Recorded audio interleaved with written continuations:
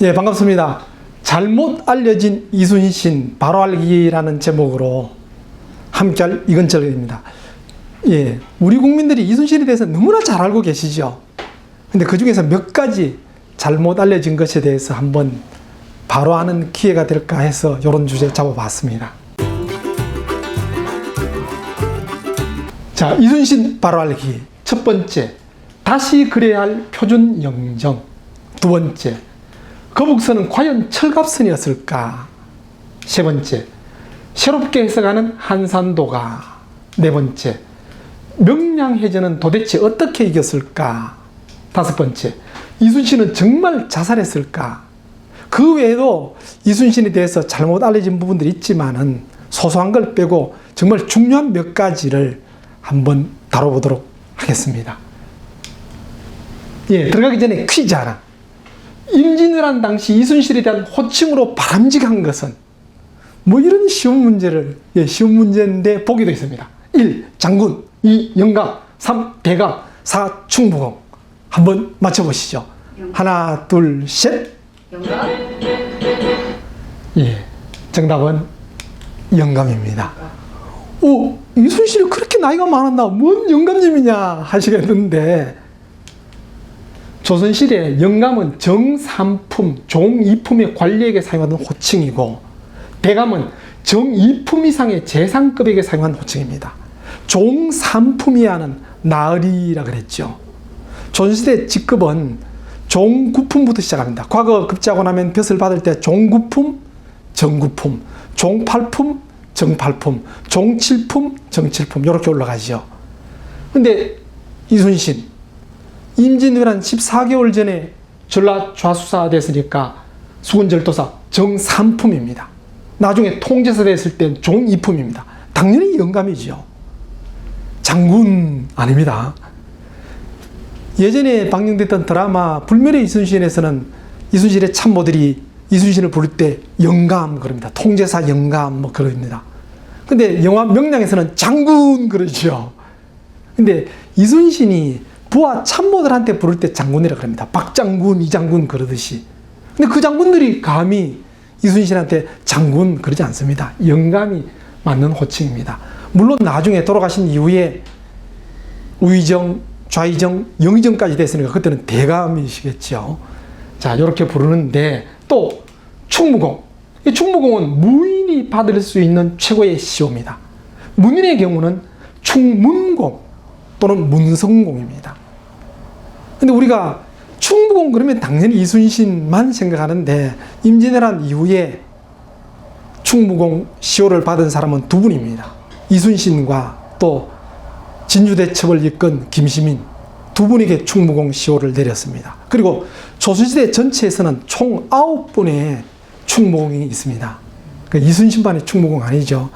물론 뭐 우리 국민에게 충무공 그러면 이순신이고 이순신 그러면 장군으로 애칭처럼 쓰니까 뭐 이순신 장군 한다고 틀린 건 요즘은 틀린 건 아닌데 당시로 볼 때는 그렇다는 겁니다. 자, 이제 이순신 바로 알기 첫 번째, 다시 그려야 할 표준 영정. 예, 이순신 표준 영정이죠. 아산 현충사에 있는 거. 요거 바로 1953년 장우백 화백이 그런 건데, 장우성 화백. 예. 징비록에 나오는 이순신은 말과 웃음이 적었고 용모는 단아했으며 항상 몸과 마음을 닦아 선비와 같았다. 요 문장 보고 장우성 화백이 선비 같은 단아한 이순신의 후손을 모델로 그렸답니다. 근데 유성룡의 징비록을 보면 임진왜란 때 의병장 출신인 김덕령에게도 비슷한 표현을 합니다. 단아하고 뭔가 선비 같았다.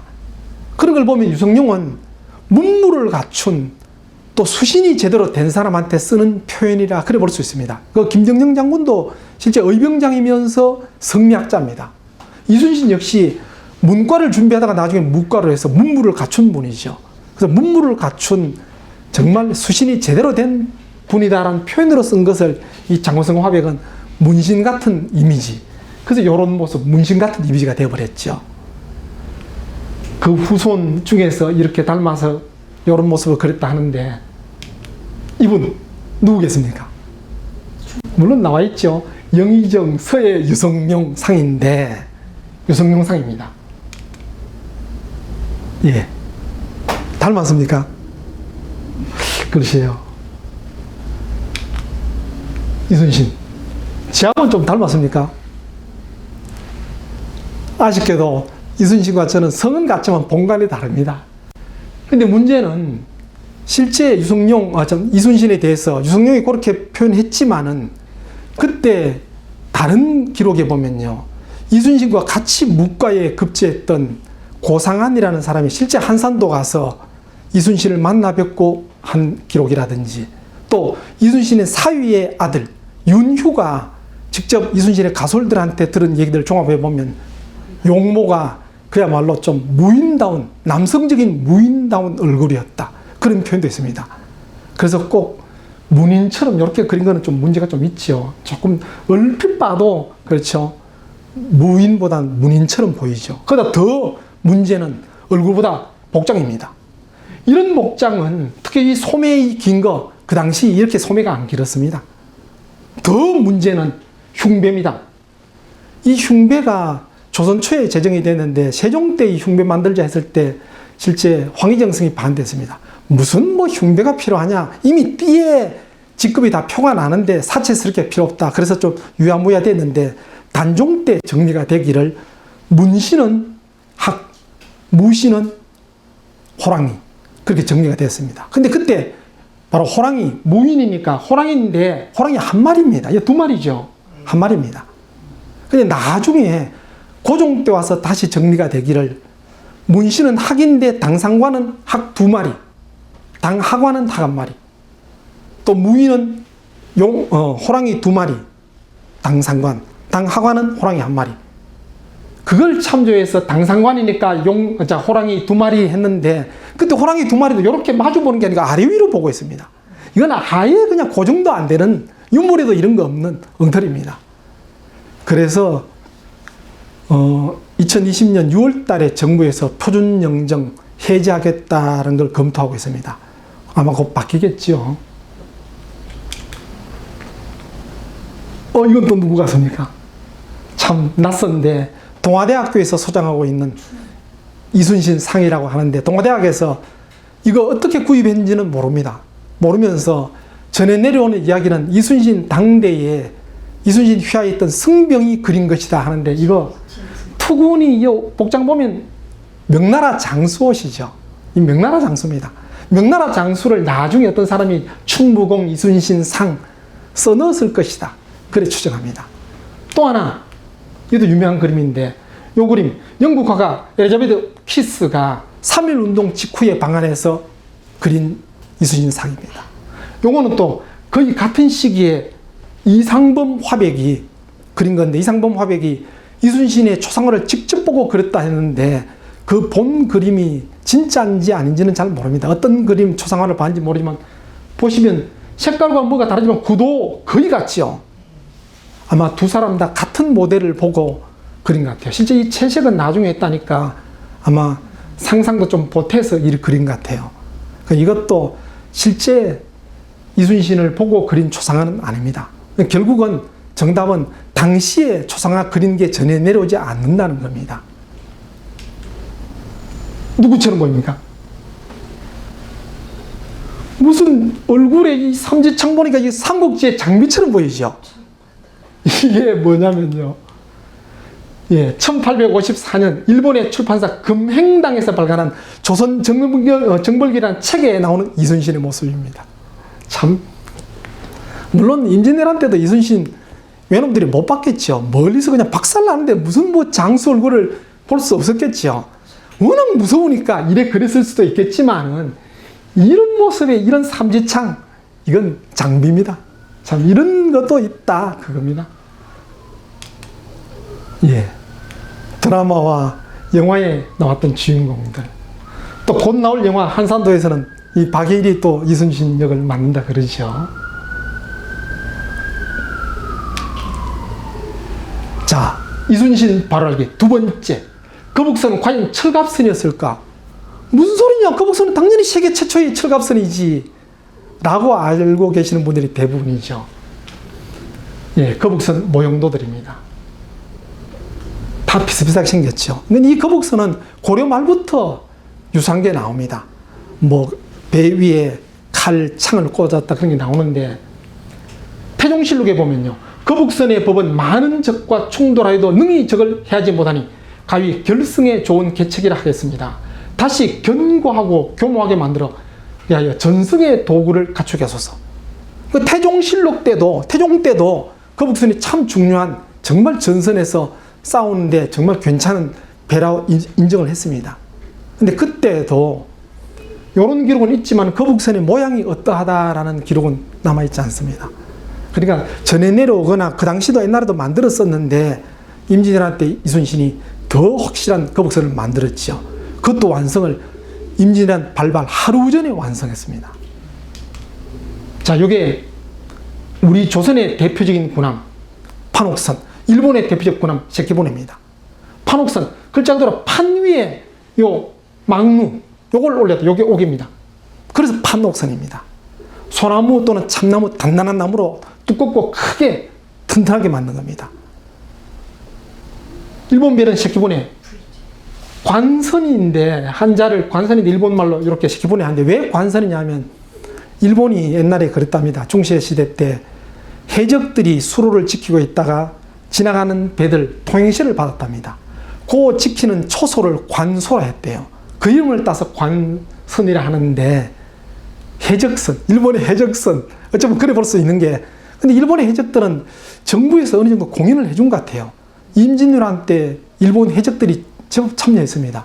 심지어는 명랑대첩 때 박살났던 일본의 돌격대장 구루지마도 해적 두목 출신입니다.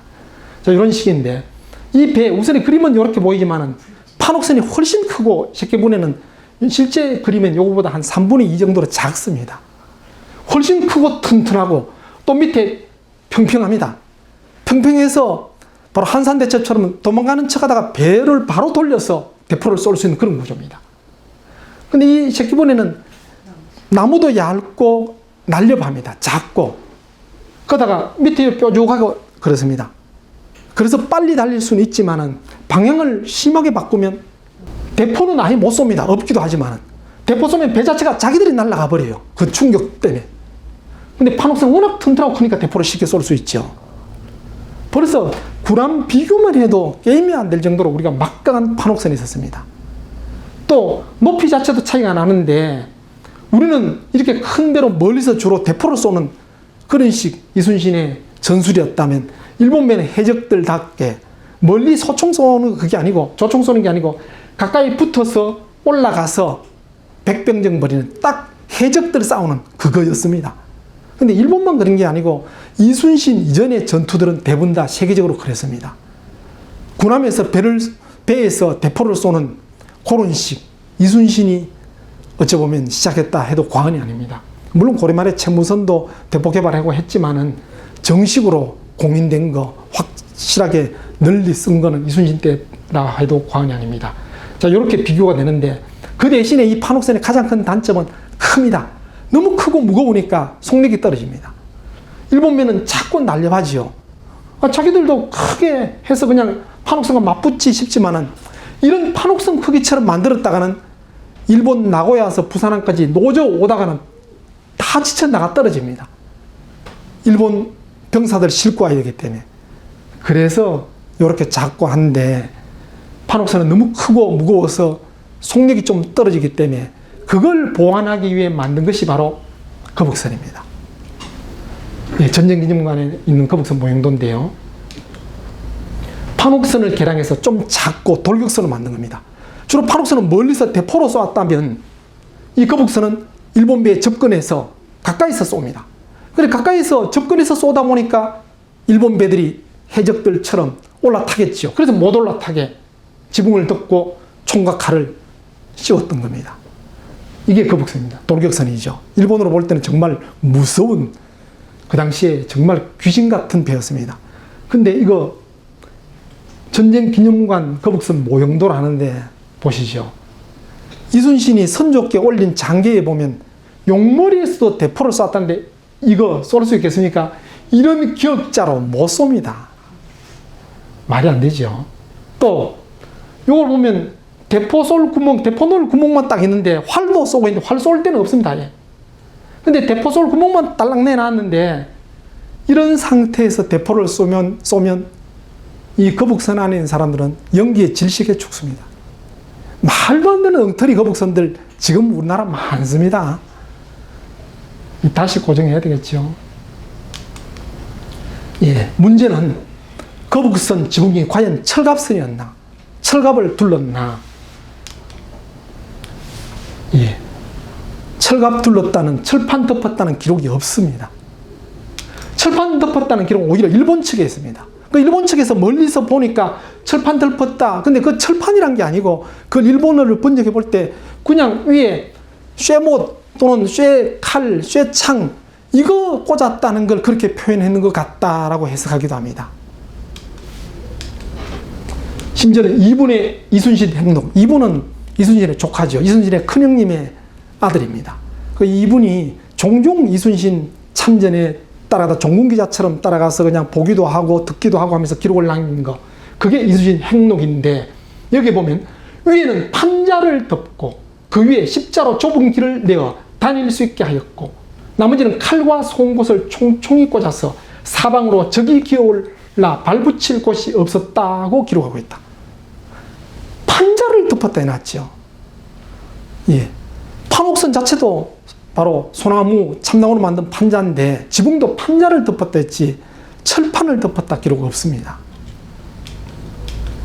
신채호는 조선 상고사 제1편 총론에서 이 총론에서 역사 기술에 대한 기본 원칙을 쭉 신채호 나름대로 쭉 쓰면서 거기다 예도 몇 가지 들었는데 거기에 보면 이충무공전서 정조 때 만든 편찬한 책인데요. 거기에 설명한 거북선의 제도를 보면 배를 목판으로 덮었지 철판으로 덮은 것은 아닌 듯 하므로 이순신을 장갑선의 비교, 근데 위에 지붕 덮은 배를 처음 만든 사람이라고 할 수는 있어도 철갑선, 철을 덮었다, 철갑선의 비교라고 할 수는 없을 것이다 라고 하고 있습니다. 어째 보면 좀 그렇죠. 우리는 저도 어릴 때부터 세계 최초의 철갑선을 만든 분이 이순신이다, 거북선은 세계 최초의 철갑선이다, 그렇게 배워왔고, 또 심지어는 잘 아시는 일화, 현대그룹 고 정주영 회장이 울산조선소를 세울 때 돈이 없어서 영국 가서 차관 빌려올 때, 야, 당신들 나라가 무슨 배를 만들 수 있겠는지 했을 때 정주영이 그 당시 500원짜리 지폐에 그려져 있는 거북선 보여주면서 세계 최초로 철갑선 만든 나라다, 왜 우리가 배 못 만들겠느냐 그러면서 차관 도입에 도움을 받았다, 그런 일화도 있는데, 어쨌든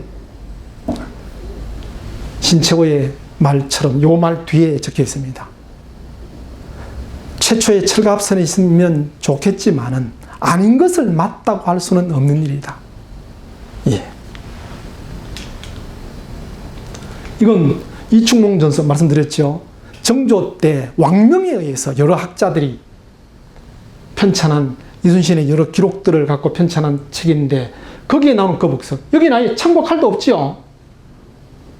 그래 볼 때 이미 정조 때만 해도 이순신 당시에 있었던 정확한 거북선 모양 잃어버렸다 볼 수 있습니다. 또 임진왜란 이후에도 거북선 계속 만들어 왔어요. 이거는 나중에 만든 거북선일 것이다 그래 봅니다. 또 심지어는 2007년도에 발굴된 그림인데요. 예, 해골선, 이 골자가 송골매 골자, 송골매처럼 만든 배 전선인데 딱 경주 보문단지에 있는 오리배처럼 보여주죠. 예, 이런 배도 있었다는 겁니다. 이순신 바로 알기. 세 번째, 새롭게 해석하는 한산도가. 예, 한산도에 있는 수루, 그 수루의 현판에 있는 글씨, 우리 국민들 이 정도는 다 외울 정도로 잘 아시죠. 한산섬 달 밝은 밤에 수루에 혼자 앉아 큰 칼 옆에 차고 깊은 실험하는 차에 어디서 일성호가는 나무예를 끝나니. 정말 많이 알려져 있는 시인데, 예, 여기 글씨가 조금 컴퓨터 버전이 좀 달라서 좀 깨졌는데요. 청구영원에 실렸는 겁니다. 한산시험 달, 여기 요거와 요게 한자면 요거 밑에 요 밑에 리얼 요렇게 되는데 예, 양해 구하겠습니다.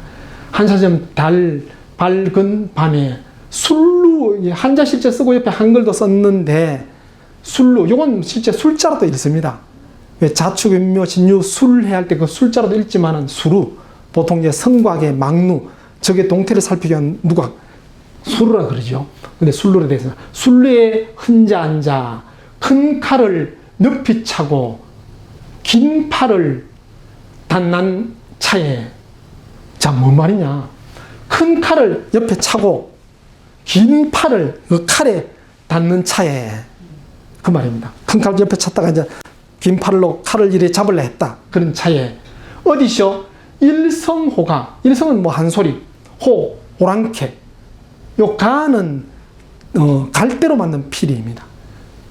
그러니까 갈대로 만든 호랑캐 갈대로 만든 피리 한 소리 난 단아장을 하나는고 단아장 단 끊다 장 창자 나의 창자를 끊는다 애간장을 끊는다 그러죠.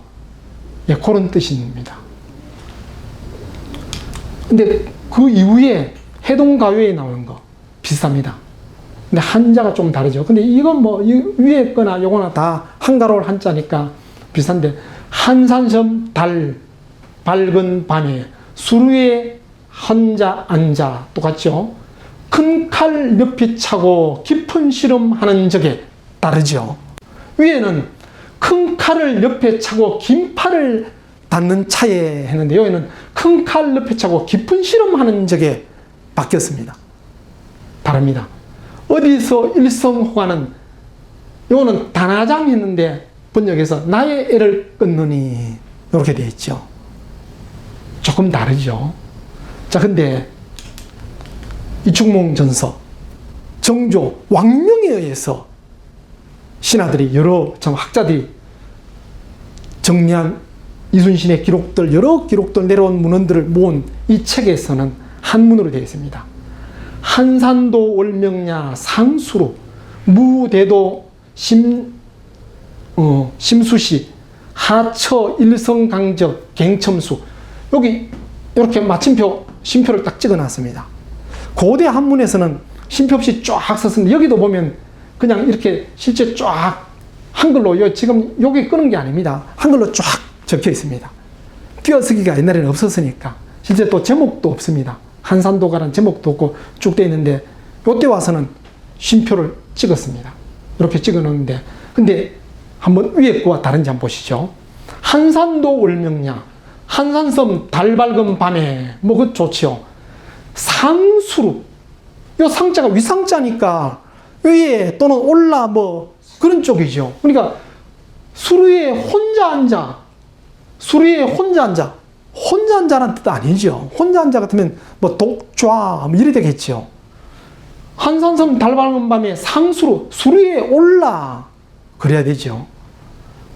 무대도 심수시 무는 어루만질 무 큰 칼 어루만질 때 이 큰 칼 옆에 차고 큰 칼 옆에 차고 뭐 크게 틀린 게 아닌 게 무자는 어루만질 무도 되고 손에 쥘 무도 되니까 뭐 비슷하게 볼 수도 있습니다. 그래 큰 칼 뭐 손에 쥐고 또는 옆에 차고 심수시 깊은 실험 하는 차에 하는 적에 좋죠. 하처 어디서 일성 강적 여기서는 일성호가 일성호가라 했는데 일성강적으로 바뀌었습니다. 근데 호 오랑캐 호 강도 오랑캐 강입니다. 적 갈대피리 이것도 적 피리 같은 피리입니다. 그래 어찌 보면 호가나 강적이나 같은 의미로 보면 됩니다. 그냥 우리나라 피리가 아닌 외피리 외국 피리 뭐 그런 의미입니다. 근데 그 다음 아까는 단아장 하나고 또는 나의 애를 끝나니 했는데 갱첨수 요거는 고칠리 경자도 되지만 더욱 갱자도 됩니다. 첨 더하다 수심 고민 더욱 고민을 더한다. 위에 거와 다르죠. 근데 문제는 노산 이은상 선생이 요걸 기준해서 오늘날 우리가 알고 있는 한글 번역 한산섬 달 밝은 밤에 수리에 혼자 앉아 큰 칼 옆에 차고 깊은 실험하는 적에 어디서 일성호가는 나무에를 끝나니. 그렇게 번역했습니다. 근데 문제는 이 두 개는 청구영은 김천택이 편집한 거죠. 해동가요 김수장이 편집한 겁니다. 개인 이름으로 편집했다면 이거는 정조의 이름으로 왕명으로 국가 공인된 책입니다.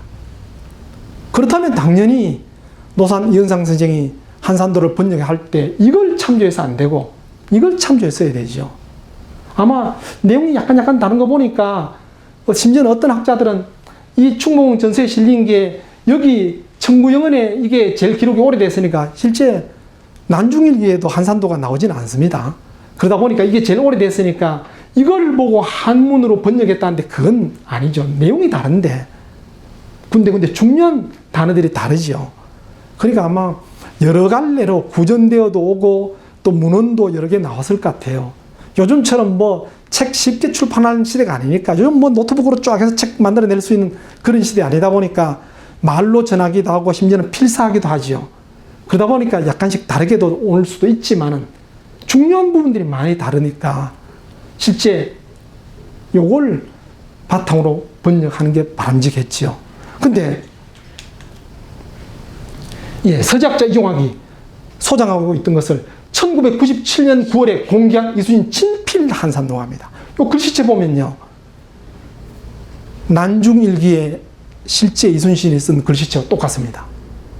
이 글씨체 갖고 아마 이게 아니다 보다도 진본으로 거의 다 인정을 할 정도로 똑같습니다. 그럼 이걸 봐야 되겠죠. 요걸 그대로 옮겨봤습니다. 여기서 한산도가 한자가 서로 좀 다르죠. 근데 이거나 같이 한가로를 한자라 그랬죠. 근데 여기서 한산도 이 한자는 또 다릅니다. 요거는 찰한.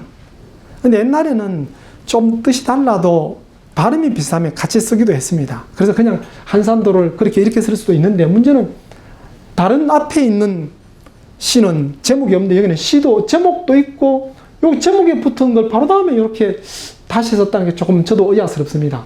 근데 어쨌든 한산도 월명야 한산섬 달 밝은 밤에 상수 역시 상자 상수로 수류에 올라 앞에 이충무공 전서에서는 무대도 어루만지를 무했는데 요거 어루만지를 무자라기보다는 접자로 보는 게 맞겠죠.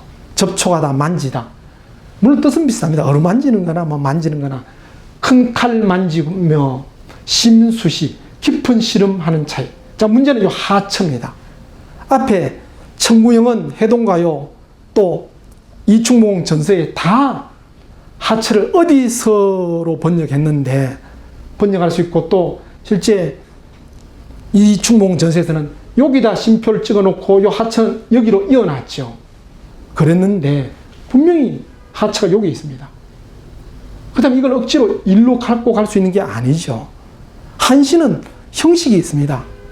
뭐 사언율시, 칠언율시 요 경우는 딱 9자, 8자, 7자니까 칠언율시도 아니고 자번율시 조금 숫자가 좀 달리한 그런 시인데 그래도 이렇게 줄을 맞추지 쭉 이어 쓴 건 아니었다는 겁니다. 한시였기 때문에. 사명으로 됐는데 이걸 굳이 여기 갖다 놓지 말고 여기 그대로 한번 둬보자는 겁니다. 그대로 두면 하처 앞에서 어디서라 했지만은 이 처는 어느 곳 장소란 뜻도 있지만은 여기에 처리, 대처 그런 의미도 있습니다. 그걸 볼 때 심수시 하처 어떻게 대처할까 깊은 고민할 때 말되지요.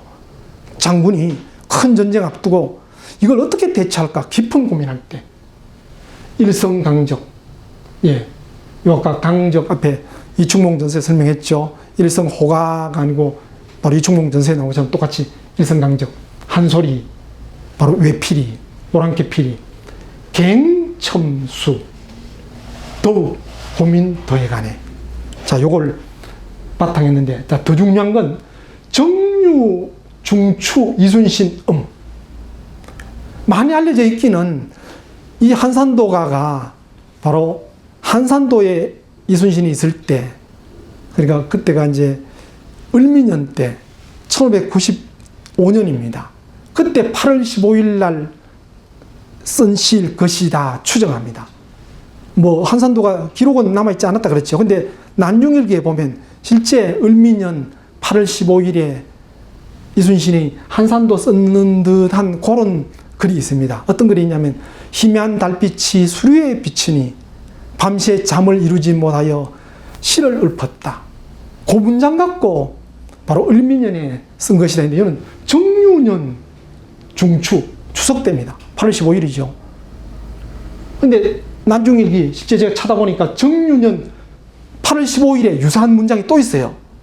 거기에 보면 밝은 달이 수류에 비치니 매우 마음이 불편했다.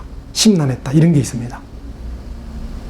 어쨌든 이 진본이라 볼 때 그렇죠. 한산도가 물론 뭐 한산섬에 있을 때 그때 한번 시를 뭐 썼다가 외워놨다가 나중에 기록을 또 이때 했을 수도 있습니다. 근데 이때가 명량해전 한 달 전입니다. 더 느낌이 오죠. 자, 그래서 제가 다시 한번 번역해 봤습니다. 한산섬 달 밝은 밤에 수류에 올라 큰 칼 만지며 어찌할까, 어찌 대처할까, 뭐 시의 맛을 위해서 그냥 어찌할까 했습니다. 깊은 고민했는데 이것도 시의 맛을 위해서 생략하고 큰 칼 만지며 어찌할까 고민할 때 외필이, 오랑캐필인데 오랑캐필이 한 소리보다도 보통 외필이 그래 쓰지요. 조선낫, 외낫, 제가 어릴 때 시골에서 그렇게 많이 들은 것처럼 외국거 외 그래 씁니다. 외필이 한 소리에 더욱 고민 더하네. 이게 맞는 번역이다라고 딱 고집 제가 할 수는 없지만은 이 우리 국민들이 정말 애송하는 한산도가 다시 한번 문헌을 통해서 학자들이 모여서 정리할 필요는 분명히 있다고 봅니다.